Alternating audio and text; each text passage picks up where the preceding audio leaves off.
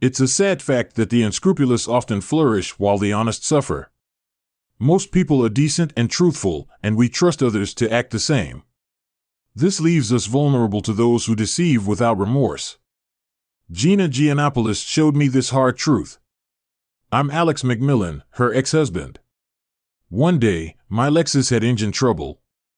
Dominic, who'd serviced my cars for a decade, called me in for a talk and led me to a private office at Marshall Motors. He said the engine was fine, just the belts were loose, but there was a problem with the brake line. He said gravely, "It's been tampered with. There's enough fluid for normal stops, but if I'd driven home, it could have been disastrous." I was stunned. 6 months ago, Gina and I moved into a sleek new house in the suburbs, nestled in quiet woods, but at the bottom of a steep cul-de-sac. If I'd driven home, it could have been fatal. Dominic, keep quiet about this for now. Have you fixed it? Not yet. This is serious. I need to call the police. I replied, hold off. I suggested taking a photo and documenting everything, but let's wait. Leave the car in the backyard, and I'll rent one of your old cars for a few days. There are security cameras. I think they'll try to steal the car from the car park soon, so I'm waiting to involve the police until then. In the meantime, we'll have camera footage to give to them after I leave the rented blue Corolla in my driveway.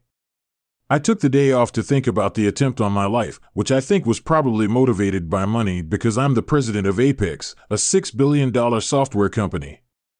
I work for a software company that's worth about $8 billion. I thought it might be an attack on the company, with Carmelita, our cook and housekeeper, away for the day, and the house quiet. I thought about who might have done it and why, and I called Jeff, who's the head of the security firm that employs me. I asked him to do a quick check of our systems and financial records. I gave Jeff a temporary password for access, and I told my secretary, Meredith, I made sure everything was ready for their visit. I kept looking into it, but I didn't think I'd find anything on our home computer. I tried to access Gina's files, including her email, but the password was protected. It seemed odd. What could she be hiding, unless it was something innocent like planning a surprise party? I decided to ask her about it later. By 30, as I was having a cup of tea in the kitchen, Gina came in and was really surprised to see me there. She was totally taken aback. Her mouth dropped, she turned pale, and she leaned heavily against the door frame. "Alex, why are you here?" Gina asked, clearly shocked. I just smiled and told her that I lived there. She got herself together and came over to the table. She asked about my early arrival and the lack of my car outside. I thought about telling her about the brake line, but decided to just say there was an engine issue and leave the car at Dominic's. I explained the vehicle, and at first, I was reluctant to tell her the truth, thinking I didn't want to worry her. But then I realized it was more than that. Her shock at seeing me was quite something. Gina recovered, suggesting dinner plans, and excused herself to shout as I heard the water. I decided to tidy up and change before our evening out. As I approached the almost closed bedroom door, I overheard Gina speaking urgently on the phone. Why would she call while showering? Her conversation was brief, but it made me pause. She was talking to Jeff Denham, my security-savvy friend known as Dowell. Since year 10, Gina had picked up my nickname for him, confirming his identity after she hung up and headed to the bathroom. I waited, thinking about what it all meant. Was there a connection between Gina, Jeff, and the car incident? Despite all the thoughts racing through my mind, it all seemed unlikely. Gina and I were married. I was 46 and she was 37. She'd been married once before at 20 with 2 kids living far away. I first met Gina during her tour of Apex offices. I was intrigued and set up a lunch date through a mutual friend, which went well. Gina was very beautiful, standing nearly 6 feet tall. Gina had raven black hair, dark eyes, and a confident demeanor despite my age and average looks. I knew my success played a part in her attraction, and I was fine with that. We had a solid prenup in place to ensure fairness in case of divorce. I believed our love was genuine and our life together was promising. Despite her extravagant spending habits and flirtatious nature, she brought me joy. She was adventurous in bed and in life. However, recent events had cast doubt on our relationship, especially with my friend Deli, who was possibly involved. I discreetly investigated Apex's finances, withholding information about the car break-in. That evening, I got the lowdown from both Gina and Dowell. I was feeling pretty anxious, but I knew our night would end badly. The next morning, I woke up early and got ready for a trip to LA. I had my bag packed, the flight was booked, and I'd arranged a limo. I woke Gina up to tell her I was leaving. "Sorry to wake you, babe," I said. I smiled at her as she slowly opened her eyes and returned the smile. "Morning, Alex. What's up?" "I need to fly to LA for a sudden business meeting," I explained. "It's a fabrication, but a believable one given my frequent travel." "Okay, honey, I'll keep the bed warm back by Friday." "Yeah, that's the plan, just you and me," I replied, and she chuckled, hugging me tightly to reassure me of her presence as I rode in the limo. I thought about whether Gina might have been involved in the car incident. She seemed pretty good at deception, so I wasn't sure if she was innocent or just a skilled liar. I hoped she was innocent, but I was worried she might be a liar. I planned my strategy, making sure to keep it secret because Jeff Denham might be involved. He's the top security expert in the area. I decided to bring in someone from outside the area after landing. I bought a prepaid cell phone to keep my identity anonymous and checked into the Beverly Wilshire Hotel. Then I arranged to meet Dan Cameron, my former ride. I met Dan for lunch near his office in the city, even though he now lives in LA. We catch up a few times a year over lunch, and we also meet up to discuss things in more detail. When the conversation turned serious, I asked Dan if he could help me out with a couple of things. I explained that I had some concerns about Apex, and I asked him if he trusted any security firms. He said that he did, but that he also needed an outside perspective. I told him that I would call Jeff Denham, but that he shouldn't mention that I had called. I gave Dan my name and made the call, arranging a meeting with Newman. I asked him to keep our conversation confidential, then I asked a more personal question: "Have you ever seen Gina act suspiciously?" I was surprised when Dan hesitated, his face flushing. Eventually, he confessed, recounting Gina's. Dan told me that he'd been flirting with Gina before he moved away. He was reluctant to tell me, fearing that I'd be angry or disbelieving. I reassured him that I understood and that I wasn't upset with him. I asked him how long the subtle advances lasted and whether Gina eventually stopped. A few weeks later, she went back to her usual self.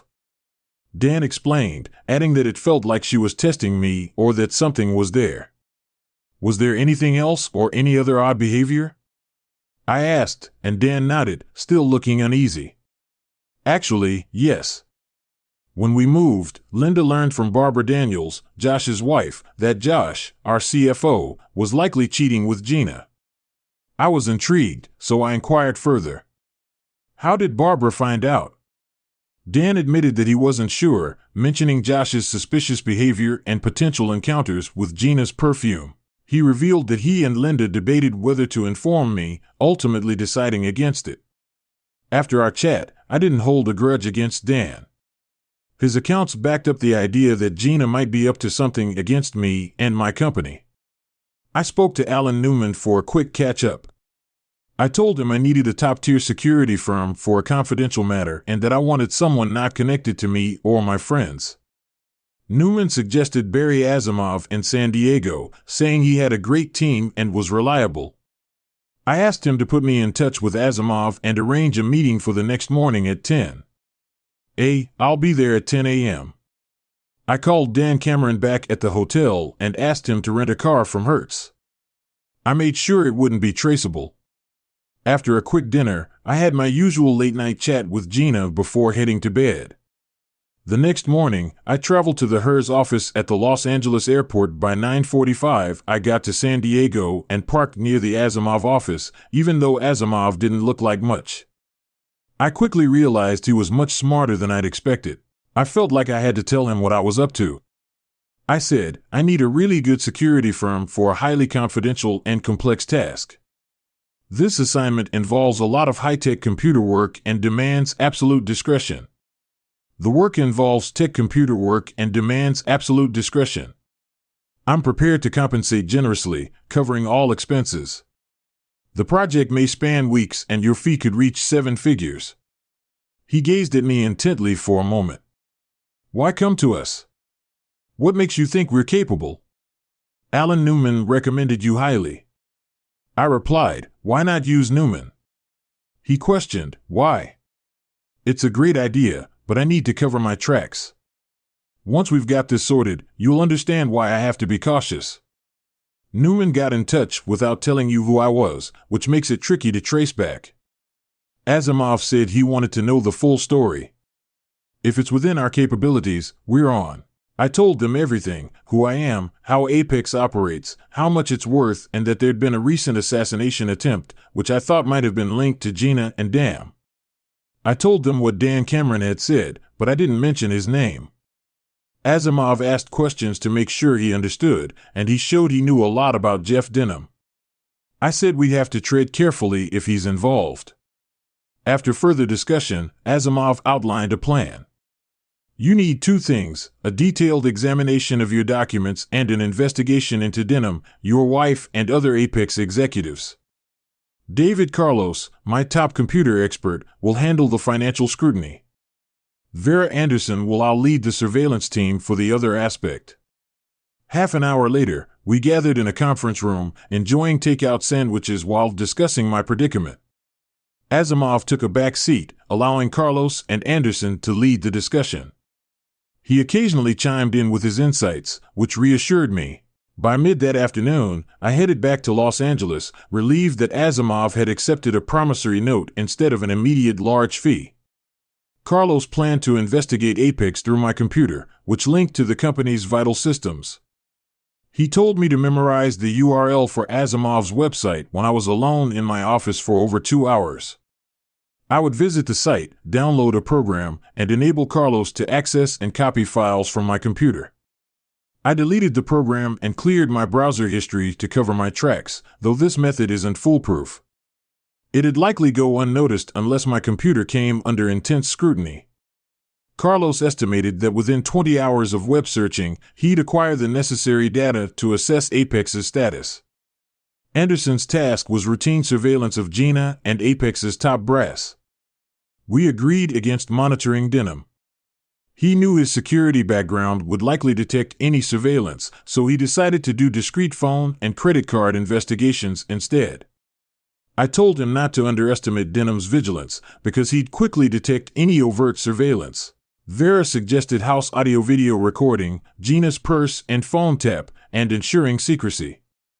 They said they'd be able to get everything done within 3 hours, including a sweep for existing.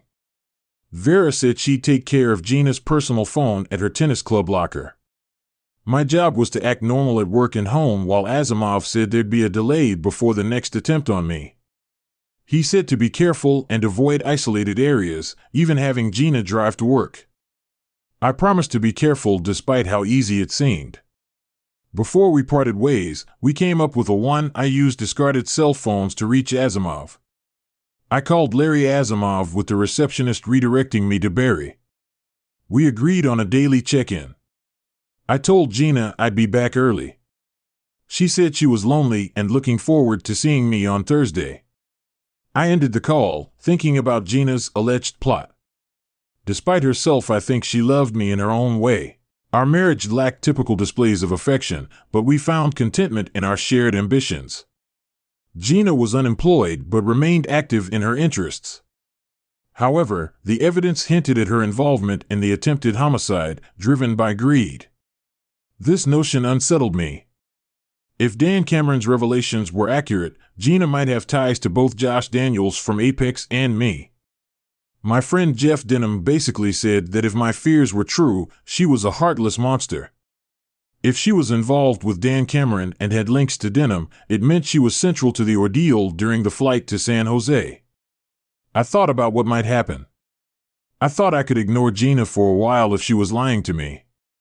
But if she wasn't, I'd be happy to have her back. I loved her all over again, but if she were involved in the attempt on my life, I had imagined how I wanted things to play out. Part of me was already expecting it. Our Thursday night reunion with Gina was noteworthy for a few reasons. Firstly, the closeness was exceptional. Secondly, the evening was ordinary, devoid of any conspicuous behavior that hinted at guilt or apprehension on her part. She chatted as usual, discussing her tennis match and shopping. When I got to the office on Friday, Denham had already called to say he was on his way. He seemed really eager, probably because he wanted to talk about the audit I'd asked for and find out why I was in LA. He came in with a big grin and shook my hand. I thought about how he'd found out about my trip to LA. Maybe Gina had told him, but I didn't want to seem suspicious, so I didn't ask. I greeted him warmly and mentioned my time in LA and the uncertain outcome of a lead from Dan Cameron.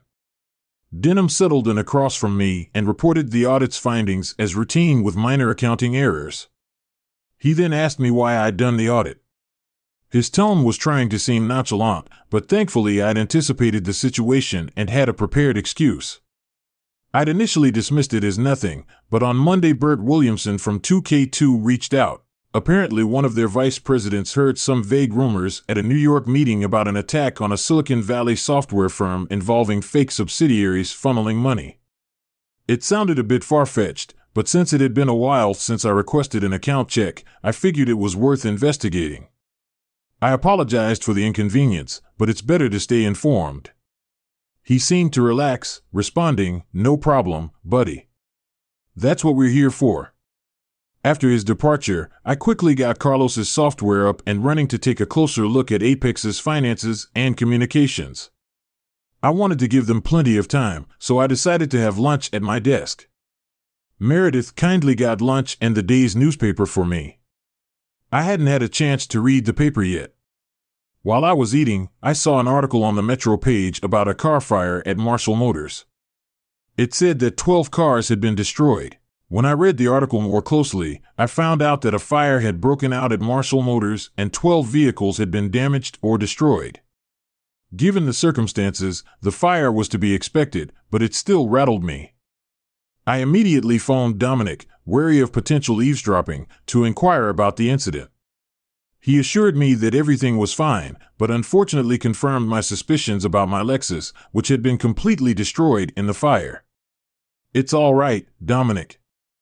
That's what insurance is there for. Can I swing by after work today, say around 6 p.m.? Morning." We agreed on a time to end the call. I doubted the security tapes at Marshall Motors had captured anything suspicious, but I wanted to be thorough, so I asked Simonson's team to review them. Thankfully, Dominic had documented the brake line issue and snapped some photos. Whoever orchestrated the arson was skilled, walking me through the scene as the authorities gathered evidence. Dominic gathered evidence and said they think there was foul play, but doubt they can prove it.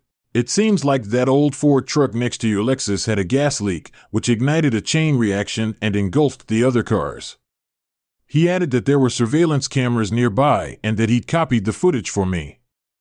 "It's in my office, tucked away with thanks, Dom. Now I need another favor, a big one." I asked Dominic to wait until Monday before sending the surveillance footage and his initial report, including photos, to Barry Asimov's office. I repeated the address a few times to make sure he knew where it was. I also left my rental car with Dominic and took a cab to the next. I got in touch with Larry and got in touch with Barry. I got through to him pretty quickly. Not much had changed. Carlos had got some data from my computer, but the process wasn't complete yet. I told Barry I'd try to get to the office during the weekend. Vera Anderson's team, I checked my house for bugs, but didn't find any, so I got the guys to install their own.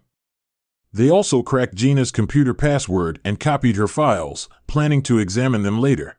I gave Barry the lowdown on the car fire incident, and I'll be sending over the documents and reports soon. We scheduled another call for early the following week. The weekend passed uneventfully, and Gina and I stuck to our usual routine. On Saturday, we slept in and had breakfast cooked by Gina. We spent the day at the clubhouse, with me playing golf and Gina relaxing by the pool with her friends. We had dinner at the club with friends, followed by more intimate moments at home. On Sunday, we pursued our individual activities.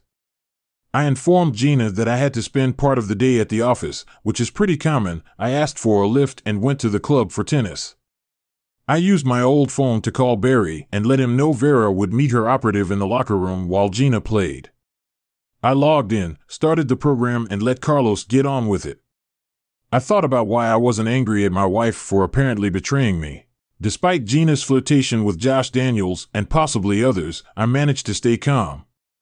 I thought of the saying, "Revenge is a dish best served cold," attributed to Pierre Ambrose François Citeaux de la Clause in the 18th century. I kept my emotions in check and waited for proof. Gina picked me up around 5. After her activities, we shared a quiet dinner at home, opting to watch recorded episodes of The Sopranos before going to bed. Monday passed without incident in my office. I made sure David and Carlos could complete the software setup. During a Tuesday afternoon call with Barry from a bar booth in the city, I learned of significant progress from his team.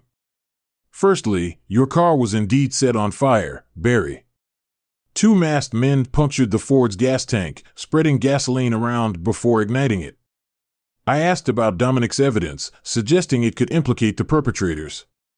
Barry agreed, but noted the challenge of linking it to Denham or my wife without further proof. Moving on, Barry told me about David's findings on my computer. They suspect a year-long embezzlement scheme. Long embezzlement scheme totaling around $2 million. David thinks he can trace it back to a specific office computer. I'm more concerned about recovering the funds. I asked about the possibility of reimbursement. Barry wasn't convinced and said we should take legal action if we can identify the culprit, even though the financial loss is significant. I found it reassuring that it's less serious than attempted homicide. Any updates on Gina? Did Vera's team find the bugs and access her computer files? He cleared his throat. Things aren't looking good, Alex. I won't sugarcoat it. It seems she's likely tied to 2 of the 3 Apex guys you mentioned, Josh Daniels and Eddie Kryler. Also, on Sunday, she made a call to Denham from her cell phone, confirming their relationship. I couldn't help but mutter, feeling the weight of the revelation sink in. Barry's voice broke my somber thoughts. We've got a couple more days to get this sorted. Vera's team is tracking Gina's cell phone, purse bug, and the bugs in your house. They're also looking into her cell phone records and credit cards. Did you know about the cards under her maiden name? No, I replied, still stunned. I understand this. It's a bit tricky, but could you hold on just a little longer while we wrap up our investigation? I know I have to, Barry, so I'll manage. Do you think there's a risk of another attack after a brief pause? He said, possibly, but they'll be cautious given the recent car incident. If you take reasonable precautions and avoid, I'll make sure you're safe in secluded places. Should I assign some men to watch over you? No, it's too risky. Denham's associates might catch on. I'll look after myself. I'll check in on Thursday. I'm sorry, Alex. He said softly. Yeah, me too. I replied before hanging up. Wednesday marked one of the most dismal days in my adult life. I've faced the grim reality of my failing marriage and the betrayal of my closest friend. I've also had to deal with the unsettling knowledge that one or both of them sought my downfall. While I was stuck in the office, I tried to be productive, engaging in sporadic conversations with Meredith while my mind churned with. I was already thinking about how I was going to get my own back, even though I wasn't sure exactly what I was going to do yet. I was getting more and more angry and excited as Thursday came around.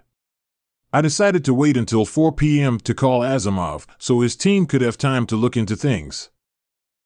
I went for a haircut and then went to a diner to have a coffee and call Barry. We spoke for nearly an hour, asking questions, making sure we were on the same page and planning our next move. When he said goodbye, he wished me luck and we said our farewells. I was armed with new information and I decided to get on with it that evening. I kept up the act at home, chatting with Gina as usual over a dinner of carbonara's fried chicken. I thought about the end of our physical closeness, maybe even our emotional connection. I wanted to avoid Gina, so I left early on Friday and grabbed a quick breakfast. I took Gina's BMW convertible to the office. I was going to have a safer commute today, but Gina would probably be annoyed by the disappearance by the end of the day. That would be the least of her concerns when Meredith arrived at 9. I asked her to come to my office and gave her a list of tasks I needed to change my schedule for today.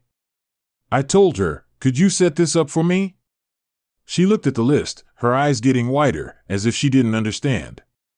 She didn't ask any questions, though, and just nodded and said she'd take care of it. She smiled, too. Then she left. My morning was pretty uneventful, except for at 10. I had a meeting with Nancy, who's a friend and principal at Liat and Hine, a long-standing PR firm for Apex. Nancy, who's around my age, came by for an hour-long chat in my office, with the radio on to mask our conversation at lunchtime. I grabbed a sandwich and soda at my desk, getting ready for the afternoon's expected events around 1. Meredith told me that Jeff Denham was trying to reach me urgently. I told her to tell him I couldn't meet until 4 o'clock, as we'd arranged. I thought about whether Denham might have bugged my office, in case he'd overheard my conversation with Nancy Liat. But I was looking forward to seeing his frustration enter the conference room a few minutes before 1 o'clock. 00, I found it all set up just as I'd asked, with everything ready to go. "Hello," I said, "it's Arthur." He grinned, acknowledging the recognition. "Yes, Mr. McMillan, Arthur, everything's set up. Shall I run it or just give you a demo?" "Just show me, please, Arthur. I want it running all day for my meetings." He positioned it to cover the designated area, and we tested it briefly. All was well. "The cartridge lasts 6 hours, so you're good to go, Mr. McMillan." After thanking Arthur, I adjusted my laptop and reclined. Josh Daniels entered, looking a bit unsure. "You're fine with recording this, right?" He seemed a bit puzzled. "Come in, Josh, you're fine with recording this, right?" He seemed a bit puzzled. "You'll discuss it with Meredith, right?" He seemed a bit puzzled. "We'll discuss it in a sec," I said. "Did Meredith explain that it stays between us?" He seemed a bit uneasy. "Yeah, sure, Alex, is everything all right with the filming?" He seemed a bit uneasy. But I cut him off. "Wait, Josh, you'll understand soon." I leaned back, maintaining a neutral expression, and observed his discomfort. Then I confronted him. "Josh, I know about you and my wife." He grew tense, struggling to appear composed. His gaze avoided mine. "Alex, I don't know what." "No need to pretend. I have the evidence." I confidently delivered the lie, tapping the thick manila folder beside me. "But now I want the truth. I need the truth from you. You're in a lot of trouble and lying won't help." I've faced tough negotiations before, but Josh seemed really unhappy. I enjoyed seeing him squirm, waiting for him to try to avoid what he'd done. After a pause, he spoke. "Alex, I can. We should turn the camera off. Keep going." "Josh, I'm listening. When did it start? How did you justify this affair with the boss's wife?" He kept his gaze down. "It began a few years ago. It lasted about 3 months. Gina seduced me. It's that simple. Linda and I have known you both for years. Gina flirted. Who wouldn't? Then, at a Christmas party, she heavily flirted with me. I didn't believe it until she called me and asked to come over when you were away. I tried to leave, but she insisted, locked the door, and confessed her desires. I knew it was wrong, but I stayed. She led me to the bedroom, and we spent 2 hours together." Josh slumped in defeat, head resting on his hands as he gazed at the floor. "How long did it last and how did it end?" "That's how it went. Then, one day, he abruptly ended it, not even being particularly kind. I think it was because I refused to comply with her wishes." "What did she want?" I inquired, breaking my silence since the confession began. He met my gaze. She wanted me to set up fake accounts to drain money. From Apex, it was all about the money. Alex, nothing else. She believed you had millions and she wanted a big share for herself. She'd ask me questions in bed about our accounting systems, about creating fake accounts, the risks involved, and so on. At first, I thought she was joking, but she kept bringing it up. In the end, I told her I wouldn't do it. He sat up straight. I won't lie anymore, Alex. I didn't refuse because by then, I was willing to do anything just to be with Gina, but I couldn't see a way to do what she wanted without risking getting caught. I wasn't willing to go to jail, not even for her. When Gina realized I wouldn't comply, she ended things. Fortunately, it happened before Linda could find proof of the affair. I repeatedly denied it, fabricating stories and swearing it was just work. I also had to deal with some other projects, although Linda probably didn't fully believe me. She eventually dropped it, thankfully. I made every effort to make it up to her, and we're still together. We sat silently for a few minutes, and I was catching up on what had happened. Barry's team had uncovered evidence of the affair, numerous phone calls and some suggestive emails, but Josh's I was surprised to hear that Gina had initiated it and that she wanted to embezzle from the company. I told Josh to leave for the weekend and to keep our discussion confidential. He agreed, but he seemed a bit scared and resigned. I told him to come back on Monday and that he could go home to his family in the meantime. I also spoke with Eddie Kryler around 1:30 p.m. Eddie moved up in the company, holding positions in global sales and marketing before becoming my second in command in operations. He confirmed that Gina approached him several months after her split with Josh. They hadn't been together for more than 6 months, and they didn't feel the need for extreme caution. Eddie revealed that Gina first mentioned the idea of embezzling from the company as a joke. Over time, it became more serious. He looked into it and found that there were no good options. He said that the company's financial controls were too strict. When he told Gina, their relationship ended. I spoke to Bernard Eisenhart, who was the treasurer at Apex. He was surprised, not upset, when I told him about my wife. He said I should talk to Gina, not him. Even though he showed me pictures, he still denied it. Barry said there was no proof linking him to Gina, except for one phone call. Bernie told me how Gina lured him to a surprise party, where she made a move. He said he didn't go because of my marriage status and left straight away. Afterwards, he decided not to tell me about it earlier, as he was worried I'd blame him. I understood why he'd kept it quiet and told him I believed him. I also told him I'd recently found out that Gina was seeing other company employees as well. Bernie was pretty shocked when he heard about Gina's involvement with 2 other men. He even recalled rumors about her and Josh from years ago, but had dismissed them after our discussion. I told him I trusted him, that I hadn't accused him, and that confidentiality was important. After he left, Meredith told me Jeff Denham wanted to meet immediately, despite the scheduled appointment for 4:00. Denham was really insistent, so I told Meredith to give me 5 minutes before letting him in. Thinking about what I'd just heard, I realized how serious the situation was. It's not every day that I find out that my best friend wants me dead, so I was looking forward to seeing him when Jeff Denham arrived. The conference room, he seemed a bit shaken up, like he'd had too much caffeine, even though he was trying to look calm. His voice showed he was nervous. "Hey Alex, what's up?" His tone was casual, but there was a hint of anxiety. I asked about the video camera in the room and explained that it was there to record today's meetings. He seemed a bit nervous, but didn't say anything as Denham tried to figure out what was going on. I noticed that Meredith was quiet and Bernie Eisenhart gave a strange nod. I turned the laptop around to show Denham I grabbed a still frame from a recent bedroom video. His shock was obvious as he met my gaze. Before he could respond, I hit him under the eye. He stumbled and fell as the chair slid backwards, standing over him. I took my glove off, feeling the pain, but relieved it wasn't more severe. I waited. It took Denham a while to come to, and when he did he looked around wearily, then moved away from me. He looked like he was trying to figure out what was going on, a mix of confusion and caution. I said, "You think you can handle more, in a casual tone. "No need, Alex," he muttered, eyeing the door as if considering escape. "Forget it," he said. I told him that the guards were outside and that he was staying put.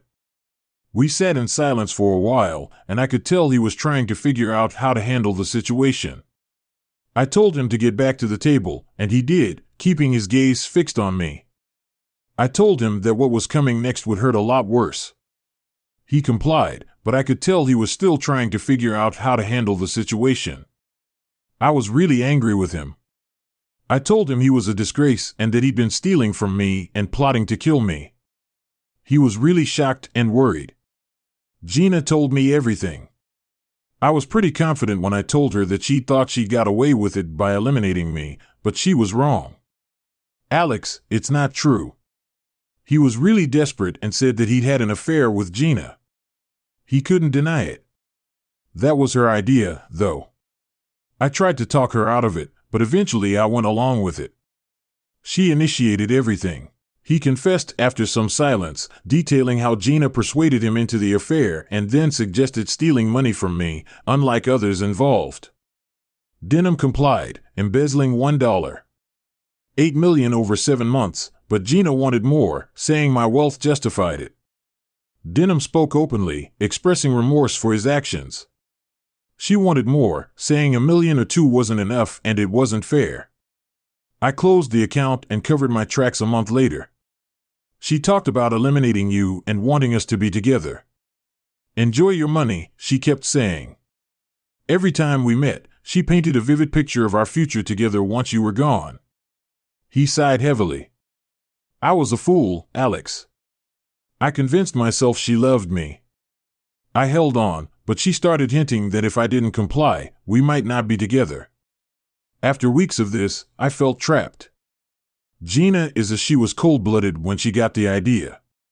She wouldn't let go, so I found someone to tamper with the brake line. He assured me it could be done without suspicion. He looked at me, worn out. I know you'll never forgive me. How could you? But I can't believe I did it. It's like I was someone else. Like Gina had control over me. I followed her instructions. I followed her instructions like a puppet. I didn't need to ask if he'd try again. The answer was clear from the video Asimov had sent me. His voice was strained as he admitted she wanted to. I persuaded him to wait, but she persisted. He broke down and confessed everything, including the offshore accounts where he stashed the money, except for the $60,000. Gina had already spent around $4,000. 30. I gave him to the guards, then went back to the conference room to wait for Gina, who was due at 5:00 each. My wife wasn't just betraying me and stealing. She aimed to ruin me. How could I have been so blind to her true nature? After 8 years together, Gina sauntered into the conference room fashionably late as usual, appearing glamorous yet slightly irked. "Meredith practically ordered me here, but she hasn't spilled a thing. Is there some company drama? And why did you leave me stranded without a car this morning?" I observed her closely and detected her fake annoyance hid genuine concern. She and Denham had probably been in touch all day, trying to make sense of the situation. "Darling, please sit down. This isn't easy for me." I feigned emotional distress, relishing every moment after a pregnant pause during which Gina's knee trembled nervously. I addressed her. "Gina, I know about your infidelity. How could you betray me like this? I believed you loved me." She tried to compose herself, but her eyes widened and she tensed up. A mix of her face showed sadness and empathy. I was impressed, but I expected it. "I'm sorry, sweetie. I never meant to hurt you. You were often away, and I—" She broke off, tears welling up. I might have softened if I weren't privy to the truth. She started crying and reached for my hand. "Alex, I can forgive you, but I can't bear to lose you. I don't know, Gina, I just don't know." After a pause, "Tell me everything, when it started, how it unfolded, and why, above all, why did you do it? Oh, darling, please let's not dwell on it.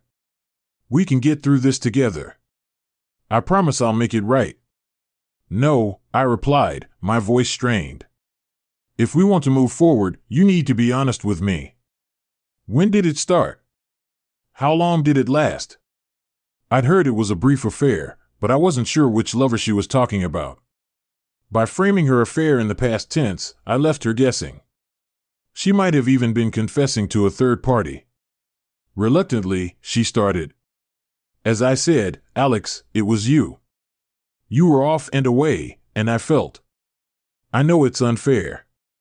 You've worked really hard to build a successful company for us both, but I gave in to his advances. I suppose I was a bit naive, but you're not off the hook yet. When was this, Gina? I need specifics. She looked at me with tear-filled eyes. Alex, I'm so sorry. I watched her mental calculations flicker in her eyes. She sighed and sat down in the chair beside me. Over 4 years ago, it was Josh Daniels. She admitted it, but I smirked to myself. Nice try, Gina. Too bad you don't know there's no right choice. I could see irritation peeking through her facade of sadness as she realized she had no alternative. It had lasted for months. I don't know why. Alex, I lost control. I ended it with Josh. It was tearing me apart. I sobbed throughout. I cut her off with a shout. I said, you were unfaithful with Josh too. The panic in her widened eyes was palpable as she pleaded, I don't understand. I also accused Eddie Kryler, but he wasn't the only one. It turned out you'd slept with 2 of my employees. What were you thinking? She tried to interject, but I was too agitated to let her. How do we fix this? How can I trust you again? I bet everyone at Apex is laughing behind my back. The boss's wife takes care of the employees. Who else have you been involved with? The janitor? No, just 2. She swore. How can I believe that? I demanded. You've been involved with everyone I know.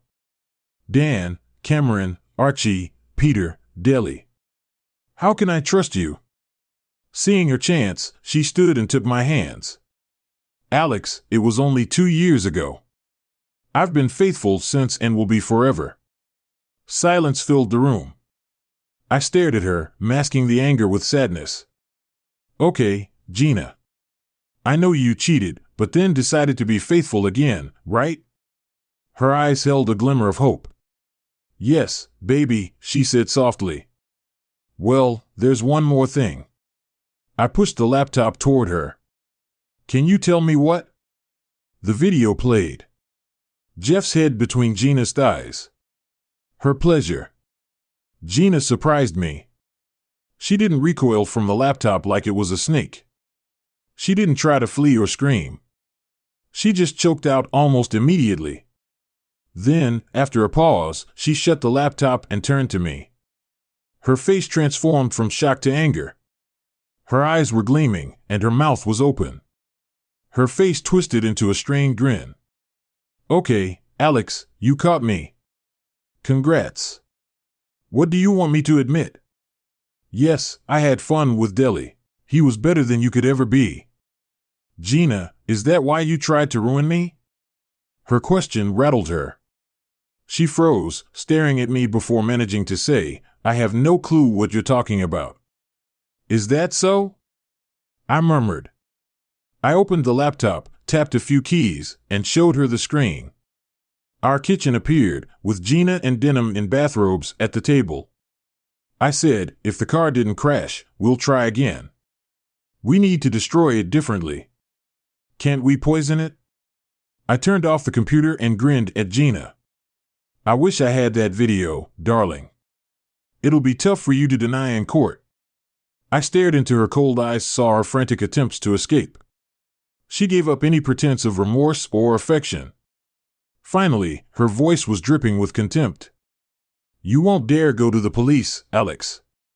You'd be a laughingstock, so would Apex, the head of a billion-dollar company, his wife entertaining the employees.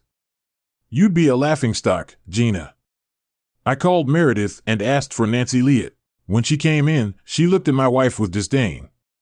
Nancy, my dear wife, thinks it would be bad to arrest her for grand larceny and attempted homicide.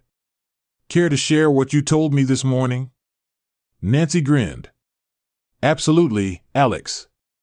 This story about Gina and Denham's scheme will be all over the news. It has all the elements: money, infidelity, attempted homicide. Gina is a stunning woman who has been betrayed. This story will be bigger than Paris Hilton and Nicole Smith.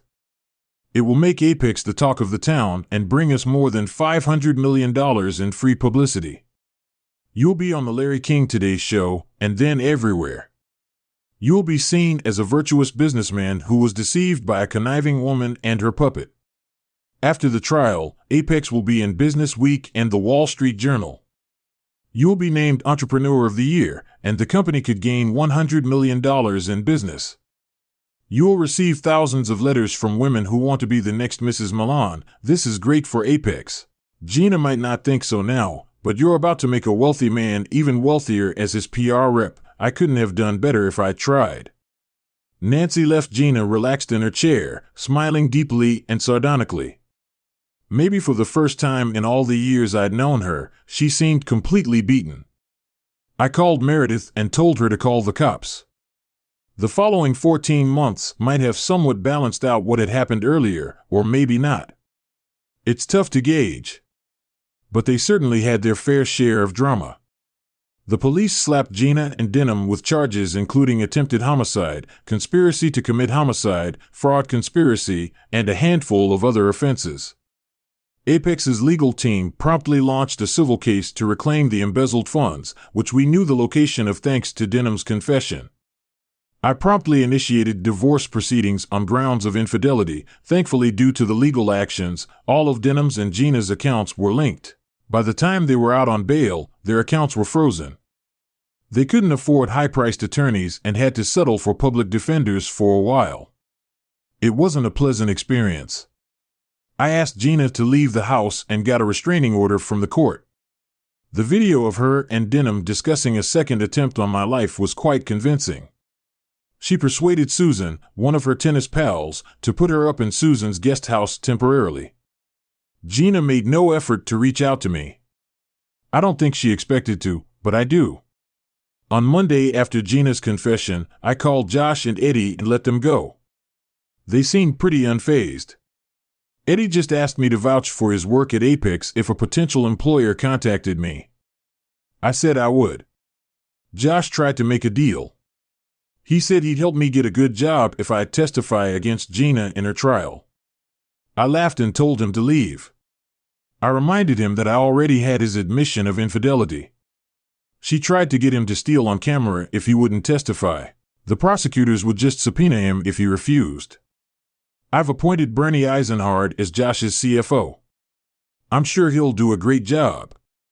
I've asked him to interview candidates for his own replacement as treasurer and for Eddie's role. About 7 months later, Gina and Denham's trial started. It was quite a show, lasting nearly 3 weeks. I went to court sometimes, but not every day. As usual, they couldn't refute that the defense attorneys were trying to make each other look bad. Gina's charm and courtroom presence worked on the male jurors, but the video footage showed her encouraging Doug to try to kill me again. Even Gina couldn't get over that evidence. They were both found guilty on around 8 charges, including the main ones from the trial. The media attention meant Gina could get lots of magazine and TV interviews, which helped her hire high. The new legal team has filed appeals successfully, putting the sentencing process on hold for now. However, Gina and Lee are looking at 10 to 15 years behind bars, with the exception of $72,000. I got $72,000 back for Apex from the security firm that Denham ran into the ground. I needed someone to fill that role while I was in LA, so I thanked Barry Asimov and he suggested I hire David Carls, who was keen on moving to the Bay Area. I think you'll be pleased with the decision to offer him a contract. I know you're a big client of his, so I thought you might be interested in this job offer I've made to Carlos. He seems keen on the idea. While I was at Asimov's office, he showed me another video, unrelated to the threat from Gina and Denham. I thought you might like to see it. I was pretty surprised and amused to see that Gigi was in bed with Charlie Pton, my attorney. Despite being nearly 60 and seemingly not providing Gina much satisfaction, she had seduced him a couple of months earlier and enlisted him to find loopholes in our prenup. Given Charlie's legal prowess, it was no surprise that he had drafted the prenup himself. He hadn't made much headway, but that didn't stop him from seizing any opportunity Gina presented. I took particular pleasure in publicly accusing Charlie of unethical conduct, raising as much noise as possible. The California Board of Legal Ethics had no option but to disbar him. Furthermore, I sued him and managed to retrieve around $240. I took the money from his savings and gave it to charity. It was great to see Apex and myself come out on top. As Nancy Liat said, there was a lot of media coverage. I was on CNN, in Fortune magazine CO section, on the front page of the National Enquirer, and in other places. Nancy also had to hire 3 extra staff members to deal with the extra work. We met almost every day to plan and decide which interviews and opportunities were worth pursuing in the first 6 months after the article came out. Apex's business grew by almost 20% too. New York's idea about getting letters from women was right. We got over 8. We got 8,000 letters, with more coming in all the time. Some had suggestive or explicit photos. I asked one of my interns to respond to them. This guy must have a pretty active romantic life. Local divorcees and single women reached out, too. I got propositions from I was surprised to find there were more women than I'd imagined. I wasn't particularly interested, though. Gina was great in bed until our relationship ended. I went on dates with 4 women I found attractive, but I realized that a promiscuous lifestyle wasn't for me after working closely with Nancy for a few weeks. She was the one I wanted to pursue romantically. We've been dating for nearly a year now, and neither of us feels rushed to get married, although it might happen eventually. On my recent birthday, Nancy surprised me with a special gift. We spent Saturday night at her place watching an old Humphrey Bogart movie before having intimacy on Sunday morning. She let me sleep in while she made breakfast, which she then brought to the bedroom on a large tray. When I woke up, I found her standing there in a robe holding breakfast. After we ate, she teased, "Is your present ready?" I'm actually wearing it under my robe. I raised my eyebrows, but she only grinned mischievously.